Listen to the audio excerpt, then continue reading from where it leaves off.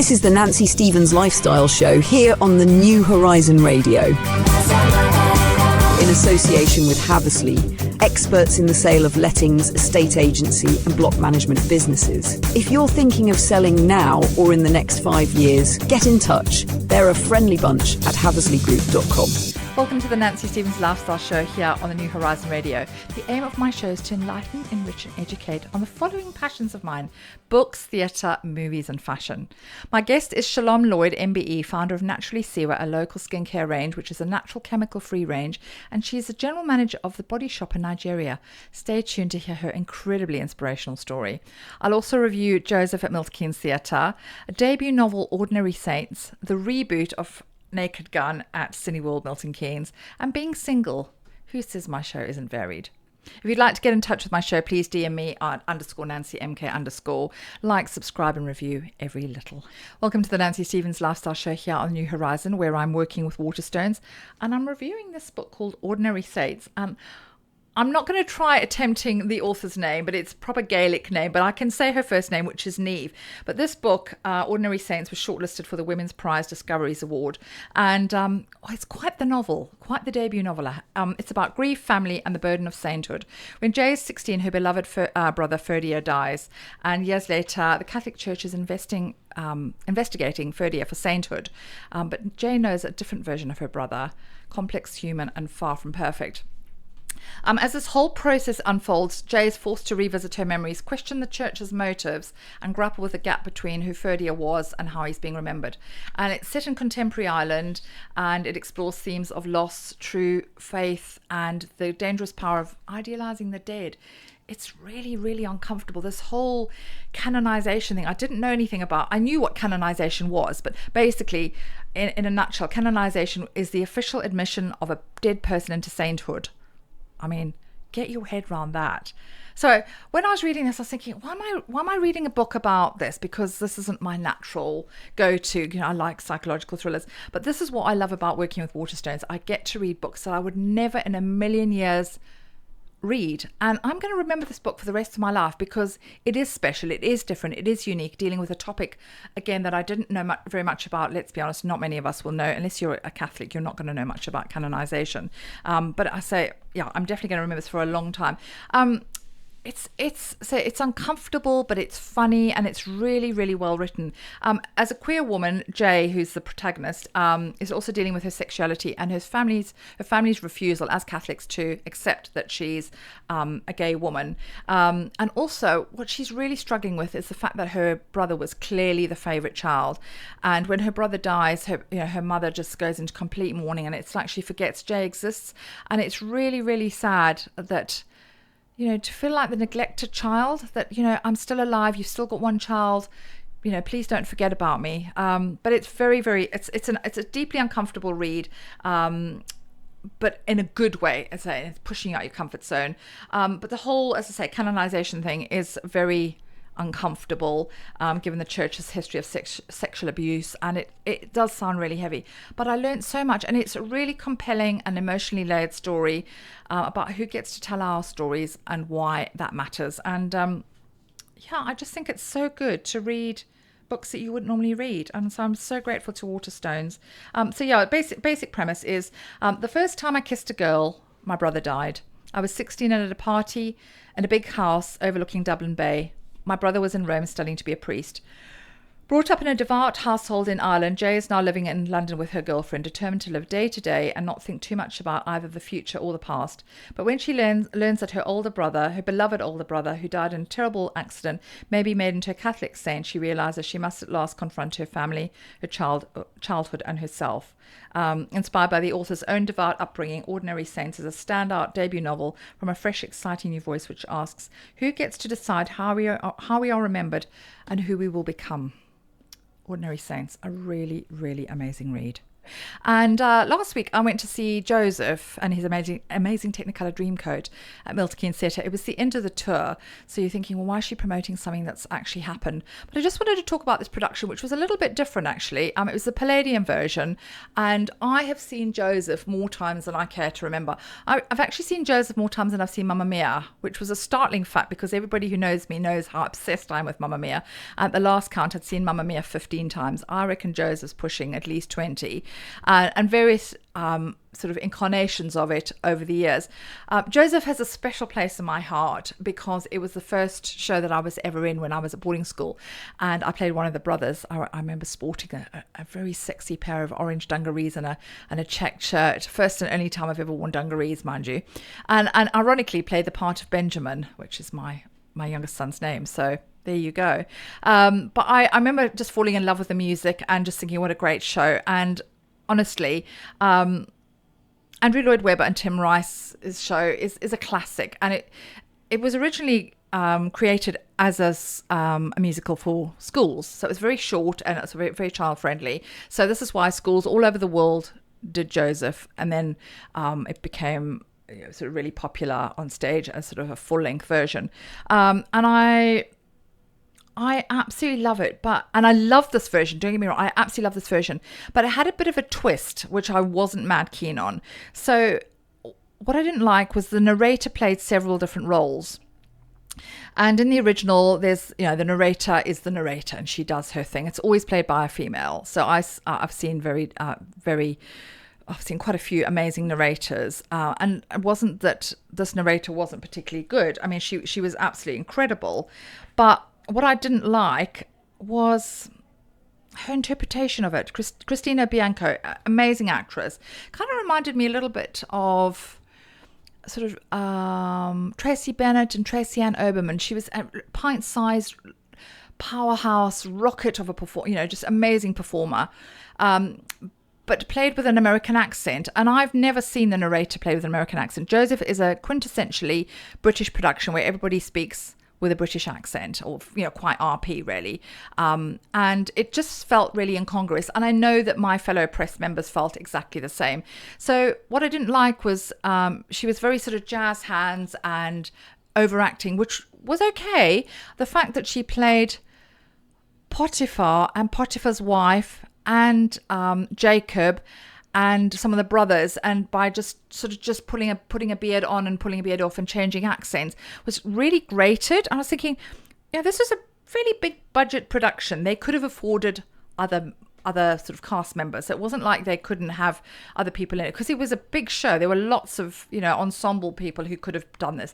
And Potiphar and Potiphar's wife is such an integral part of the show. And I remember in the video with Donny Osmond, back in the early sort of mid 90s, where Donny Osmond played Joseph, and he was incredible. Joan Collins played Potiphar's wife, so you can just imagine that whole femme fatale role is really important. It's not a big role, but my God, it's important, and it really felt like it was lacking. So it was a shame that they had to sort of get one person to do all those roles. It did feel like it was lacking, but great production, high energy, colours, super colourful as you would expect.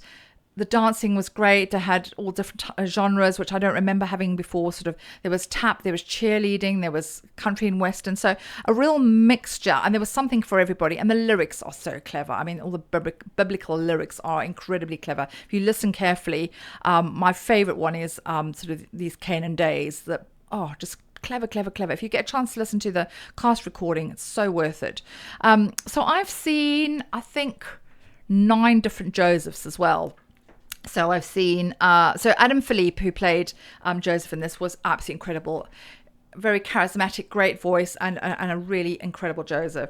So I've seen Jason Donovan, I've seen Philip Schofield, Lee Mead twice, Gareth Gates, Jamie Hemsley, who in my opinion had the best voice, just an incredible voice as Joseph. And of course, Joe McElderry, who played Joseph when I last saw it. But now he plays Pharaoh, and he's fantastic. I mean, everybody loves Joe McElderry. He's kind of the people's choice, really, the housewife's choice. And he came on, and everybody absolutely loved him. And a big cheer rose, and he's strutting his stuff as Pharaoh. And he's basically a glorified Elvis in a pharaoh costume, and doing the whole sort of hip swivel. And it's I'm not going to attempt to sing it, but it is the best and the standout number from the show. So this show, it was great. When Joseph comes back again, which it will do because it's a perennial, it's an evergreen, I really, really recommend it. But Joseph and the Amazing Technicolor Dreamcoat, and great cast. Wasn't keen on this interpretation though. I went to see the reboot of Naked Gun at Cineworld Milton Keynes. Wow, I'm still laughing now. Honestly, really, really funny. The reboot takes a bold swing by casting Liam Neeson, yes, that Liam Neeson, as the bumbling but well-meaning Detective Frank Drebin Jr., son of Leslie Nielsen's iconic character. Big boots to fill, actually. It's produced by Seth MacFarlane, so it's got a very Family Guy feel about it, i.e. it's incredibly silly, but it gives it a modern twist.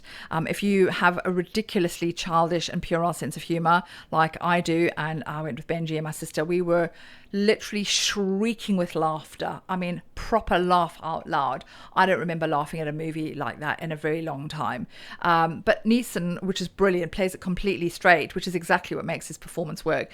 He's hilariously deadpan amid a barrage of visual gags, ridiculous puns, and outlandish set pieces. There's a lot of coffee being drunk in this, and it's very funny because each coffee cup gets bigger and bigger and bigger. And I don't know if you've seen the kind of pastiche of the Stanley cups, those ridiculous cups that people drink from at the gym. Honestly, the coffee cups by the end, so they start with a normal sort of Costa size, and then by the end it's sort of this big. It's ridiculous. You just have to envisage it, but really, really funny. But fast-paced, absurd, knowingly silly. Fans of the original trilogy will definitely appreciate sort of the callbacks, while new audiences might find this classic style of comedy a little bit different. Pamela Anderson as his love interest is absolutely incredible. She suits him perfectly with her girly Marilyn Monroe voice and body to match. We honestly really did laugh our heads off. And there was this random cameo from, Priscilla Presley, who was in the original. But she didn't actually do anything. She just sat there, stony-faced. It was bizarre. We're like, was that actually Priscilla Presley? So I don't know how much she got paid for that literally 10-second clip. But yeah, she was there, and she was the original. But it's a surprisingly fun and self-aware reboot. It won't replace the original, but it's a worthy and often hilarious homage, with Liam Neeson proving that he's game for everything. But Naked Gun is on at Milton Keynes. Probably going to be on there for a while because it was quite full, and it was really, really great to hear people laughing. I bumped into a friend afterwards, and she's probably 30, and she looked at me, she says, I just didn't get it. I sat there completely just went straight over my head. The jokes went straight over my head. So I don't know if you, obviously I'd say you need to have a particularly childish sense of humour to get it, or you need to be a particular generation or have seen the original, so you've got some point of reference.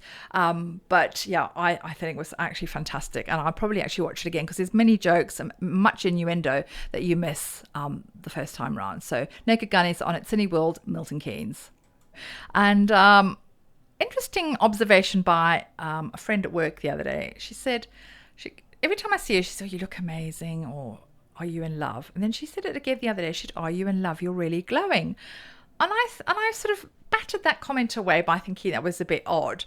But I just thought, actually, I'm going to address it. And I just said, no, I'm quite happy on my own. And I'm not here to man bash. I'm really not. And if you're blessed enough to be in an incredible relationship with your other half, and it's going well, then that's fantastic. And I promise you, I'm not a bitter singleton. But it just felt like a really weird thing to say to someone, that you're glowing, are you in love? Or you're looking so good, are you in love? Or you've lost weight, are you in love? Why does that have to equate to the way that we look or the way we portray ourselves, that we need a man or we need to be in love? I just thought it was really, really odd. And it got me thinking that, are we defined by relationships? Because I do find as a single person that, a lot of my single friends are saying to me, are you ready to date? Are you ready to date? Are you thinking about dating? Are you been on the apps yet? Absolutely not. not ready, not interested. And that's not to say that I'm not going to be interested in the future, but it's only 10 months in.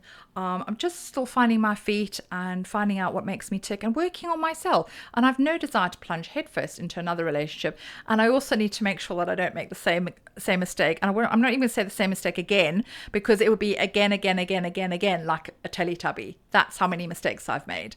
So I'm very, very cautious about if the fact that I might consider another relationship. I feel like all my friends would have to vet him and put him through some sort of check to make sure that he wasn't a complete and utter narcissist or nutter. So, but that, joking aside, I'm deliberately choosing to remain single. I'm quite happy with that. But I just thought it was quite interesting. Is any of my listeners or viewers thinking, does anybody else say that to you? Do you feel that you're defined because you're part of a couple or because you're single? And, does anybody ever say to you when you are single, oh, you're glowing? Are you, have you met someone? Are you in love? So I just think it's a really, really odd thing to say. So I'd be really interested to have your feedback on that. So yeah, that was an interesting observation. But as always, your feedback, your likes, your reviews, subscribe, everything helps the show become what it is. And so yeah, as I said, if you've got anything that you want to talk about on air, discuss, no subject is off limits. Well, within reason, but most subjects I'm really happy to talk about. As I say, if you'd like to be a guest, pop your name on the waiting list. And as I say, your listens and views mean so much to me. So like, subscribe, and as I say, leave a review. And stay tuned, because I have the most incredible guest. I have an actual MBE. I have Shalom Lloyd coming up. Her CV is so long, I could be spending the first link just talking about her incredible achievements. I'm going to try and praise her as much as I can.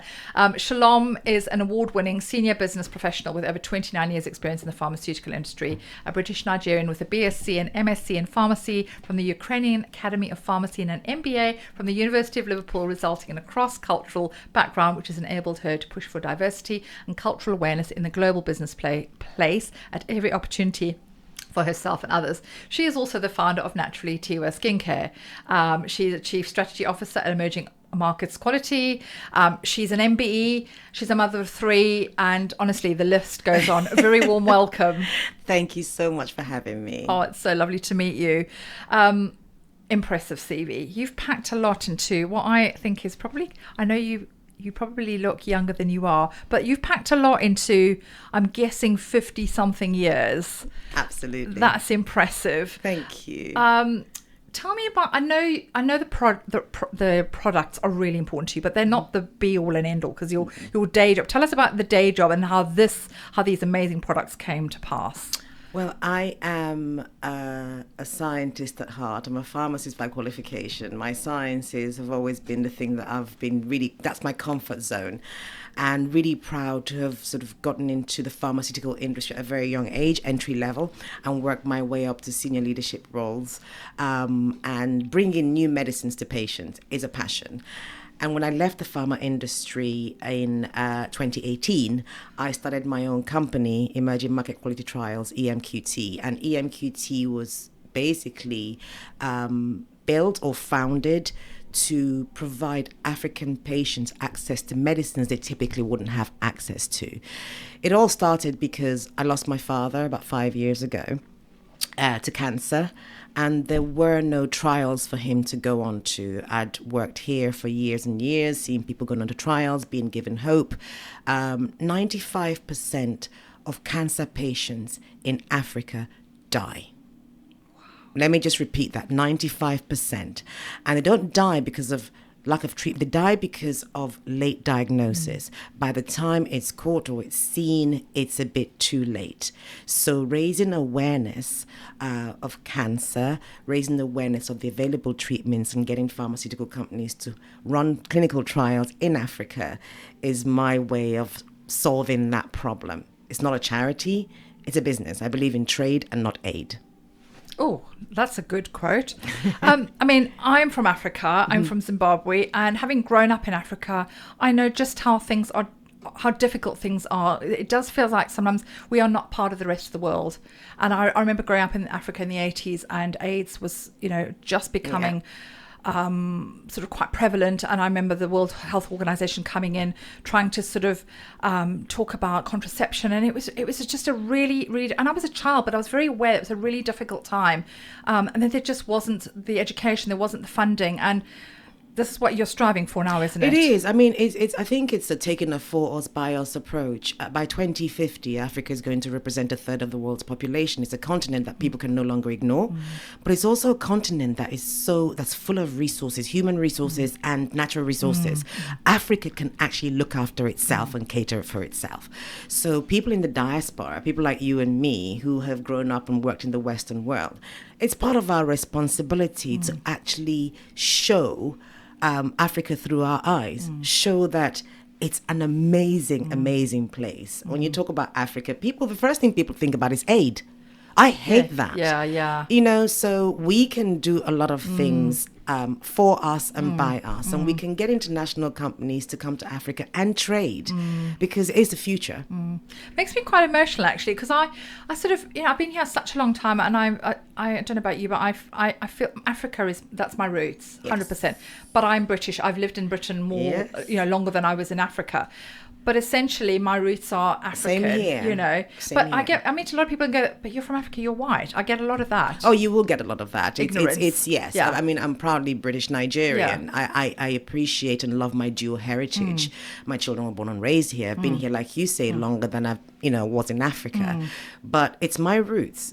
It's where I'm from. I speak my mother tongue. I spespeak the language. I speak Pidgin English. It's things I'm proud of when I speak the Queen's English. So why can't I have the best of both worlds?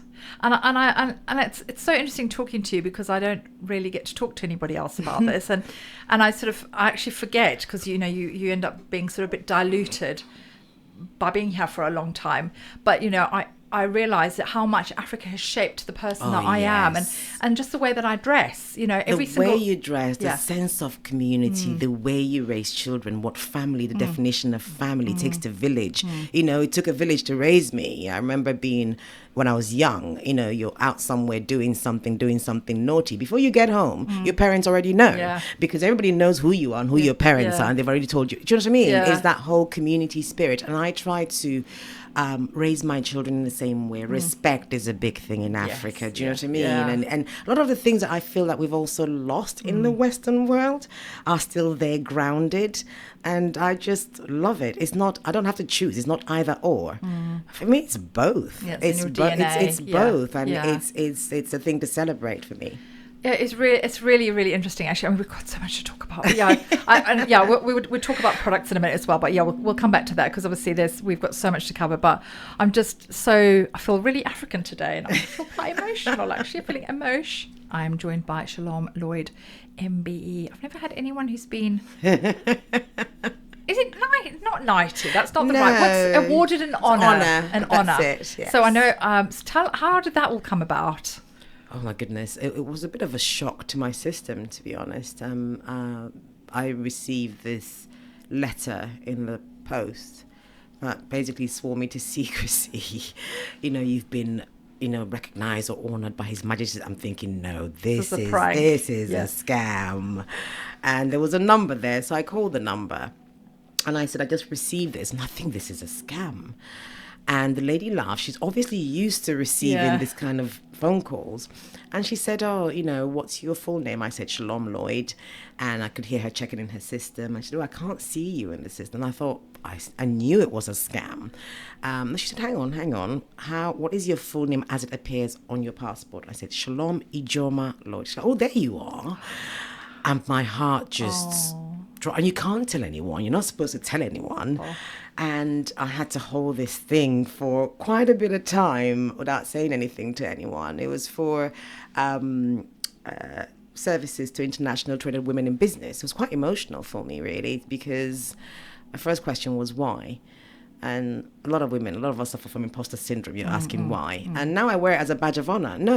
I've done good stuff. I mean, I've tried to live the best I can and have an impact. Purpose, impact before profit. And I guess that's why. So I'm really, really honoured and excited about it. I'm now owning it. Before I'd be a bit shy to talk about it. And that's probably the British side of you, isn't it? Yes, it is. Being very reticent and making apologies. But now I'm like, no. Yeah, bring Shalom it on. Lloyd MBE. Yeah, absolutely. So have you actually been to the palace yet?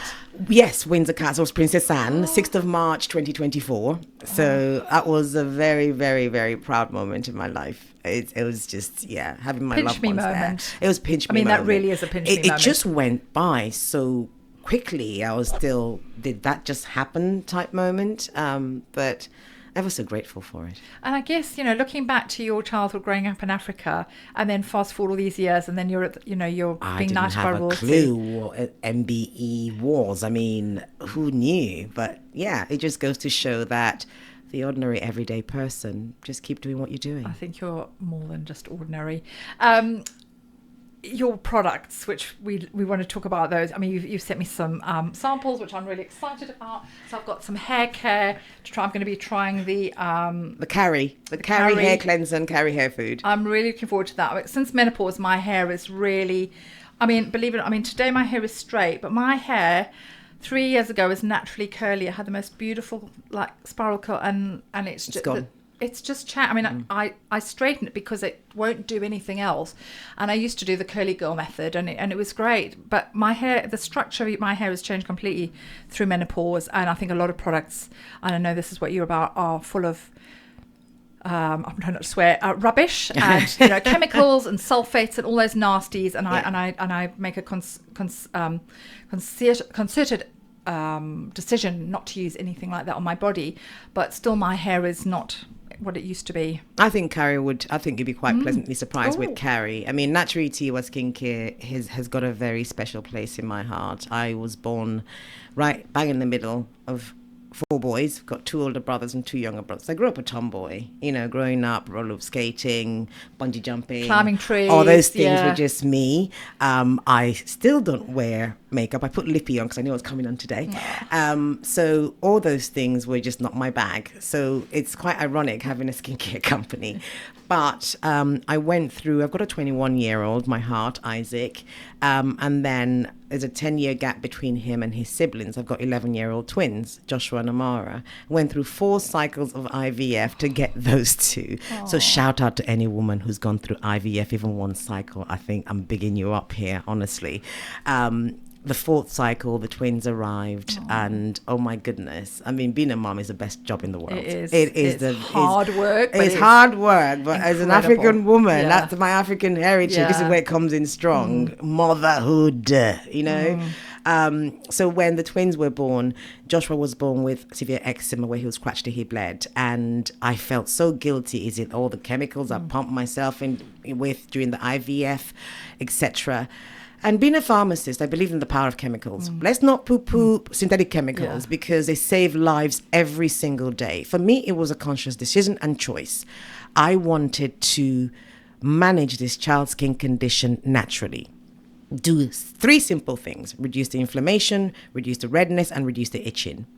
And I'm one of those stubborn people, so I get a bee in my bonnet, I have to solve whatever problem is in front of me. And I started mixing in my kitchen using raw shea butter as a base, using natural ingredients that would do one or all of those 3 things, and stumbled across my Eureka formulation. Within 3 days, Josh's skin started to transform, and that's how Naturally Tiwa Skincare was born. It was born out of a need. People say, you're a scientist, so you came up with something. And I say, yes, I did. I was just a mother who was desperate and looking for a solution for my child, and found one. And today, there's over 900 million people on our planet who suffer from a skin condition. 1 in 5 kids in the UK born with eczema. So even impacting a small percentage of that is success to me, using natural ingredients. I've built a couple of factories we have now in Nigeria where the raw ingredients are prepared, bring them into the UK, manufacture, formulate, package here. So when you pick up any of our, your Carry hair food, you'll be able to trace the main ingredient back to source. So you're thousands of miles away, but you're helping me to employ the women who are in Nigeria, who are working. And again, trade, not aid. So people say to me, oh, you're giving back. No, it's like us here. They're working for a living. Yeah. So yeah, naturally Tiwa is my baby. It's my pride and joy. It's not a cure. It just helps to do the right thing and manage skin conditions, eczema, psoriasis, dermatitis, keratosis pilaris naturally. And then you start to look at, well, what else is out there? Hair, face, rosacea, what you're saying about, menopausal skin. Now working very closely with people who are going through chemotherapy and radiotherapy that's impacting their skin, who have that same feeling as me when I was going through the IVF, pumping myself with chemicals, and not wanting to put more rubbish on your skin. The skin absorbs over 60% of what you put on it. So what you put on your skin or your scalp is as important as what you eat. I'll shut up now. I talk for Nigeria and England. No, I love that. And I love that. And I feel as passionately as you do, because, we're all very much about, eating well and, drinking loads of water and stuff. But as you're right, that's important. It's so important. But as you say, our skin, the epidermis, it's 60% of our bodies. We should be covering that. It's the largest organ in our Exactly, body. So we should be looking after it like everything else. And I get the whole wanting to sort out the eczema thing. Both my boys were born with, had severe eczema. I mean, like just weeping raw, and again, we did allergy tests, and the only things that sort of sorted out were kind of chemicals, but then we ended up finding some sort of emollients, sort of the oatmeal sort of things, which is okay, because sometimes the steroids help to, when people are severe, helps to kind of bring it back to manage it, and then you can complement that with natural products, emollients, etc. It's really important because skin conditions can be a disability, in my opinion. I've seen children who wouldn't leave the house, who in the heat of the summer will wear long sleeve because people are making fun of them. So it's those kind of people that I love to support, love to help. And it's transformed people's lives. So I love what I do. I can't wait to give it a go. And my God, we have not stopped talking off air. I often think our off air conversations sometimes can be more juicy and spicy than on air, but obviously sometimes one has to edit.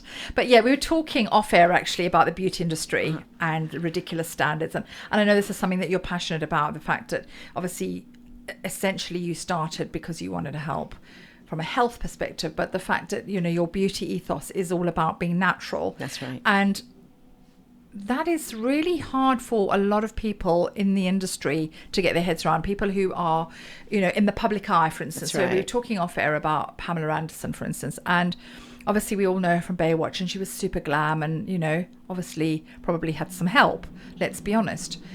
But now she's the same age as me, 58, and she doesn't wear any makeup, and and people say, oh, that's so brave. I don't think it's necessarily brave. She's just aging well. She's just aging well. I think we also have expectations on people and put the pressure on people. That the beauty industry has been a shock to my system. It's quite unforgiving, actually, and we don't practice what we preach. Let's just be honest. Yeah. We talk about, during COVID, we talked about wellness and being all kind this, to each and other. being kind to each other. All that's gone out the window Yeah. now, and now it's all about how do I look younger? How do I get? I just believe in aging gracefully.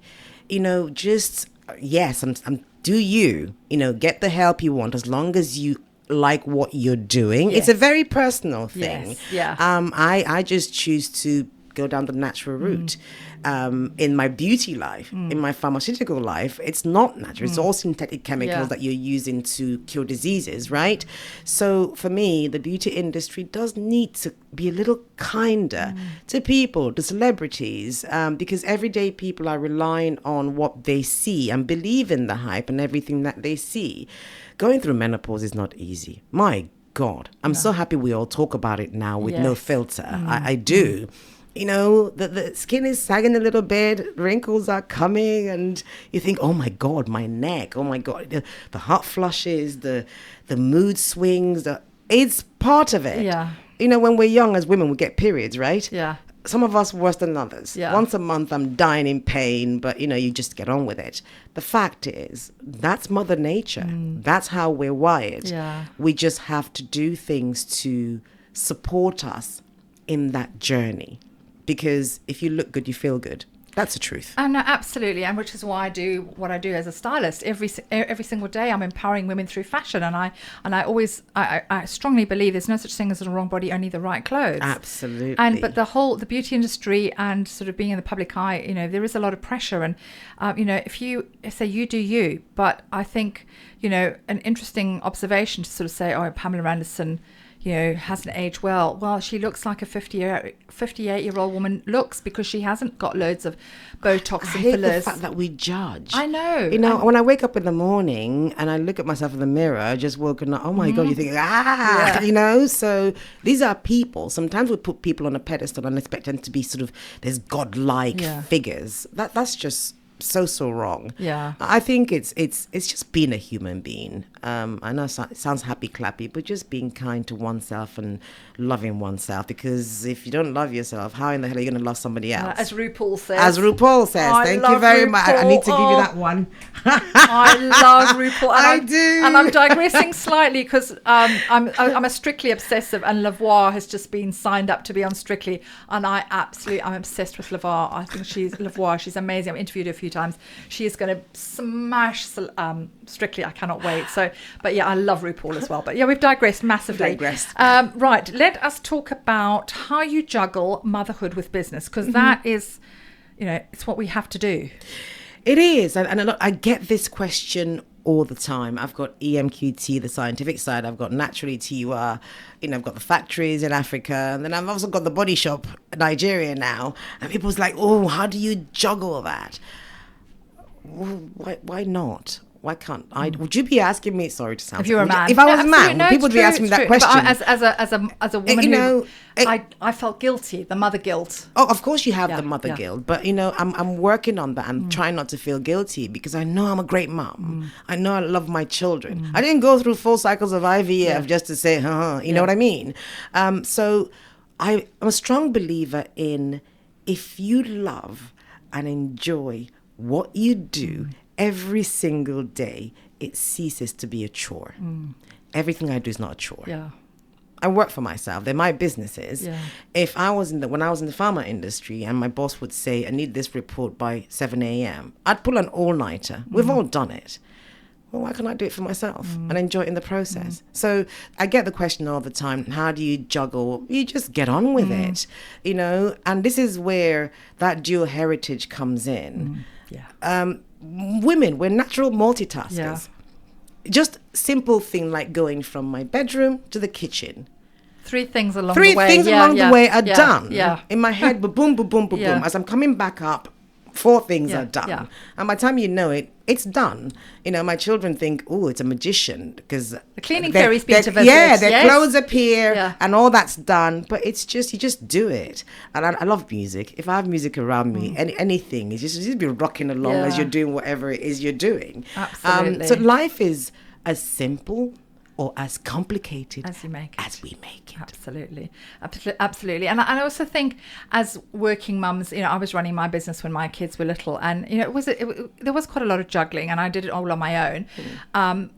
But I felt like I was setting a really good example, because all they've ever seen me do is work hard and work for myself and set myself goals, sometimes unrealistic, but I've always tried to achieve them. So they've never known any different. And I think for boys particularly, to see their mum working this hard, it's a great role model for, when they get married and they're doing sort of the husband and the father thing as well, that you support your wife, because it is hard, and it is really, really hard. I mean, and when my oldest son, who's 21, he'll say to me, "Oh God, you're very, very lenient on the twins. When it was me, you were hard." Firstborn. Well, I said, well, I sort of had them when I was 41. So I'm old now. When I had you, I was young and ready to go, and loads of energy. So again, it's being kind to ourselves and saying, these children didn't ask to be born. We made a conscious decision most of the time to bring them into this world. I love them. I will give my life for my children. but I will not stop living Yeah. my life for my children. Does that make sense? Yeah, absolutely. Yeah. But it is that firstborn thing interesting, because I'm the firstborn, and that definitely makes you probably a little bit more controlling and trying to make things better and, you know, organizing. That's right. And my eldest often says to me, but you treat Benji, who's my youngest, differently. And I'm like, because for you were the first. I had no idea what I was doing. You know, I had to set a precedent. By the time You're my guinea pig. Yeah. By the time Benji came around, I was like, you know, I'm just whatever. You know, Exactly. just, yeah, exactly. It's really interesting, though. And as you quite rightly say, is that we don't ask men how they juggle. That's right. We have got so much to talk about. You're off to Nigeria tomorrow. I am off to Nigeria tomorrow, both for EMQT and for the Body Shop Nigeria. So tell us about Body Shop Nigeria. Oh my God, this is the latest one. I am obsessed with this thing. The Body Shop is, when somebody says to you, name one iconic British beauty brand, what comes to mind? Body Shop. Body Shop. I love the Body Shop. Body Shop. Yeah. I grew up with Yeah, the Body Shop. same. It was the only thing I could afford as a student. Jubilee oil. Do you Yeah, remember? absolutely. I love For me, it was the vanilla body Yeah. butter, right? So the Body Shop were looking to expand into Africa. Their ethical way of working, they've always had this African roots. Anita Roddick, who's the amazing founder, always had this thing linked to Africa. So it's a thing of pride for me to be the one that has taken the Body Shop to West Africa. First stop is Nigeria. We opened our first store on 8th of March, International Women's Day this year in Abuja, and opening the second one in Lagos, Ikeja City Mall. So it's mind-blowing. I just think it's say it, do it. Don't sweat the small, just get on with it and just enjoy the ride. Bringing the Body Shop into Nigeria has been phenomenal, and something that I'm extremely personally proud of. It's affordable luxury. Nigerians, Africans love the Body Shop anyway, know the Body Shop. So bringing it to their doorstep and being instrumental to that is pretty cool. That's so exciting. As you say, it's such a...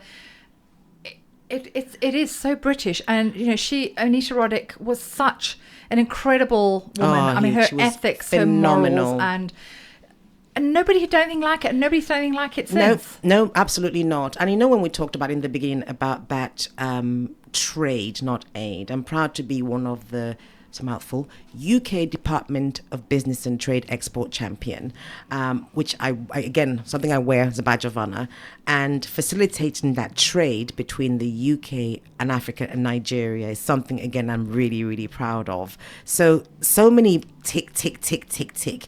Ethical beauty, tick, you know, bringing it to Africa, tick. Trade between these two places where two halves of me, tick. Affordable luxury, tick. So really excited about that and looking forward to what the future will bring.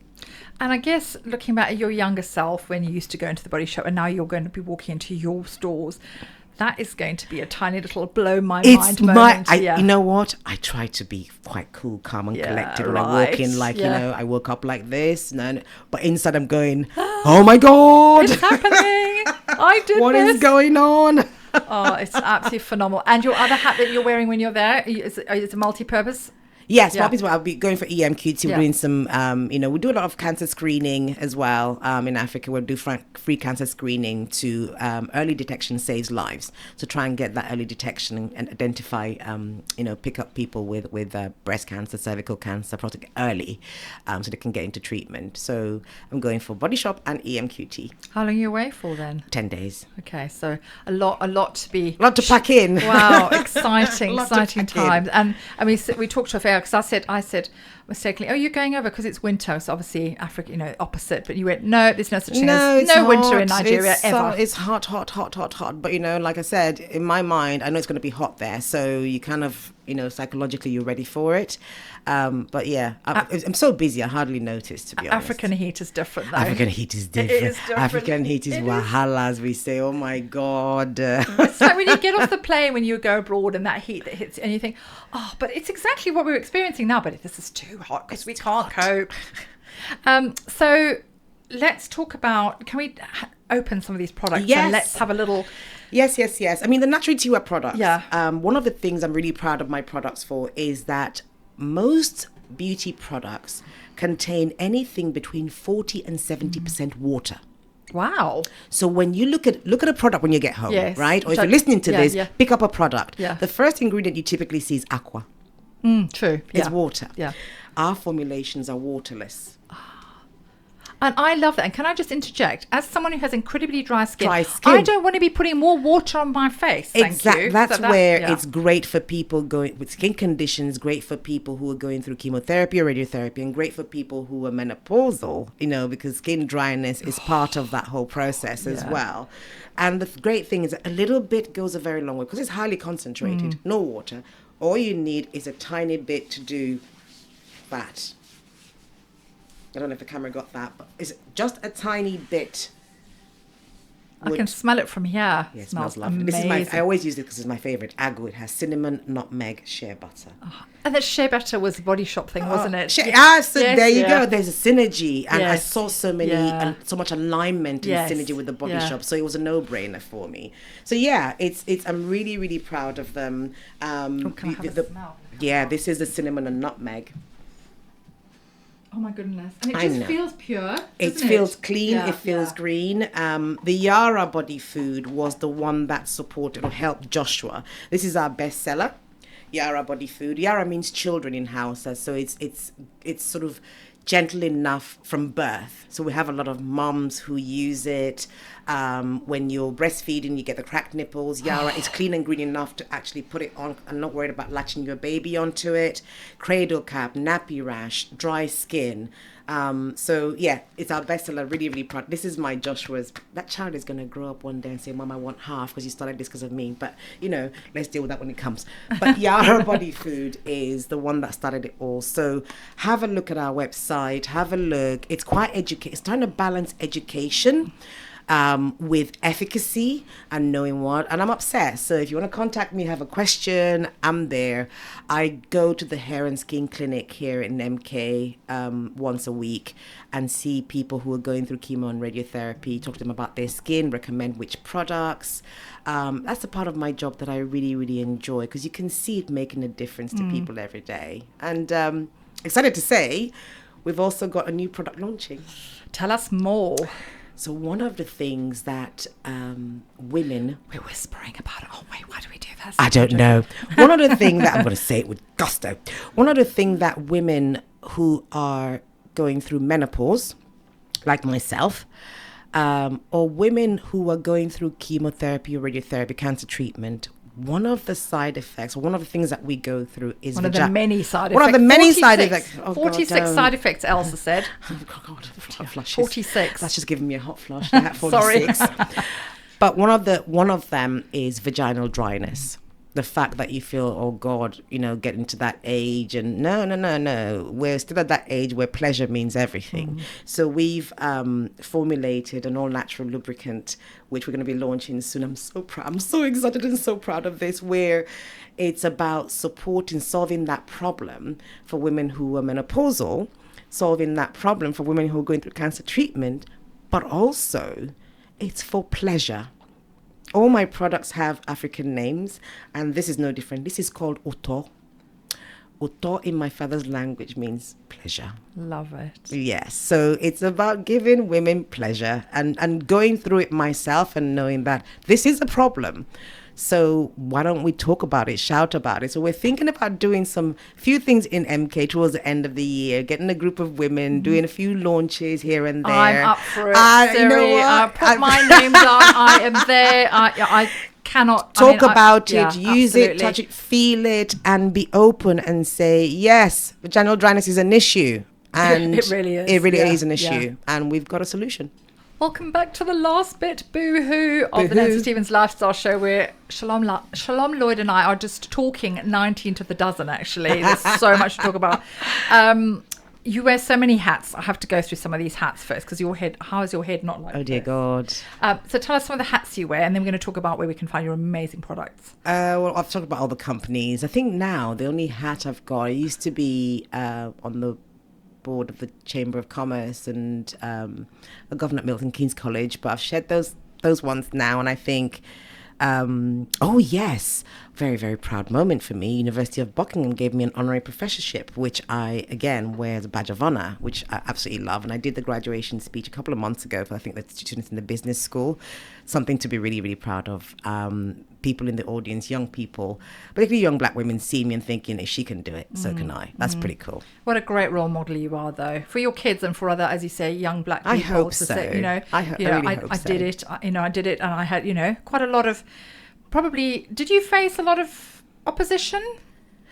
Oh, yes, I did. Sexism, racism, all the usual. All the usual stuff. And again, like I said, don't sweat the small stuff, because I think what helped me with that really is the fact that I was educated in Ukraine. At the age of 16, I arrived in Vinnytsia, a small town in Ukraine. This is in the late 80s. It was still during perestroika, communism, etc., and I faced a lot, racism, all that malarkey. You're called all sorts of things, abizyanka, monkey, whatever. Anyway, but the thing is, that really helps you to build an armor.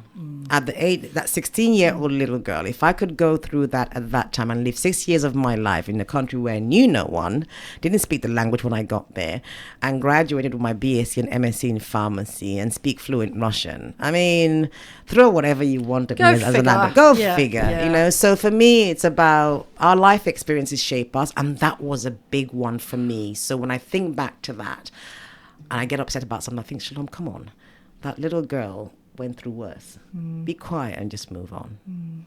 Yes, you're an extraordinary example of women who just get on with it. We most of us do. Yeah. Most women do. Yeah. I think it's things that, our environment, our relationships, things just break us down. We're human after all. But most of us think it, say it, do it, and get on with it. And I think there is a lot of talk. This is really important to me. I see there's a lot of talk about women empowering women. Yeah. That's just nonsense to me sometimes, because we talk so much about it, but we don't live it every day. Yeah. Just lift each other up. We can do so much together than apart. Pulling someone, why? I think that thing about women empowering women, if we could just live it, even a fraction of it, oh my God, the sky would be the limit. Absolutely. And the thing is, we don't. We say we do, but we actually don't. And when and something I feel very strongly about, I don't think women, we just don't put our money where our mouth is. We don't. We're the ones that cry, sexism, we cry, but then when it comes to each other, we don't practice what we preach. Yeah. And I think if we did that a little bit more, it would be a different world. Absolutely. But we also have to start by being kind to ourselves. Exactly. Yeah. And that's hard. Being because as women, we're very hard on ourselves. And it just, as you say, you don't sweat the small stuff, taking your foot off the gas, just chilling a little bit. Life becomes so much easier. It doesn't come easy, though. I'm saying, I'm spewing all these things. It's not as if I've always lived it. I've had to consciously, intentionally talk to myself about it. Even more recently, trying to be happier, making a conscious decision. There's no reason why you shouldn't be happy. There's if you think about going through something rough right now, I bet you if you retrace your steps, you've been through worse before. Absolutely. Yeah. It just seems like you're going through it now, so there's no light at the end of the tunnel. But we've conquered a lot of things before. Yeah, it's true. My son always says, if it doesn't matter in 6 months' time, it's not going to matter now. So, yeah. That's right. Yeah.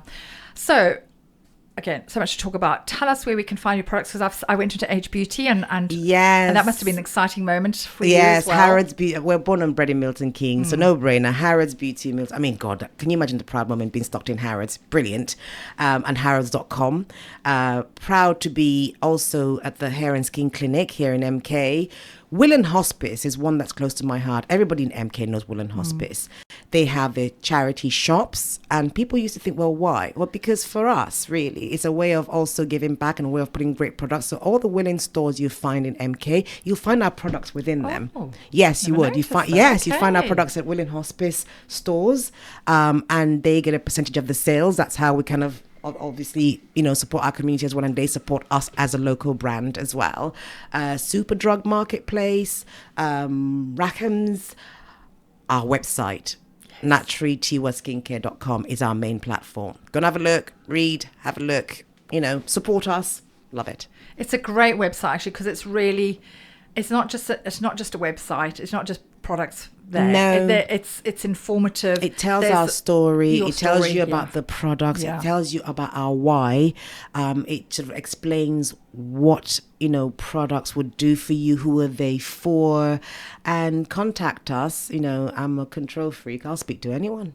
So we can find you at Shalom Lloyd on Insta. Yes, and you find Naturally Tiwa on Insta, on Facebook, and I'm a LinkedIn person, so on LinkedIn as well, Twitter, TikTok, where we try to be everywhere. It's fantastic. I mean, that's the way to spread the gospel, though, isn't it? That's right. Thank you, Shalom. It's been an absolute pleasure. Thank you for having me. This has been so much fun. It's lovely to do this. Lovely to meet you. And yeah, thank you for having me. I've enjoyed it. Just smiling.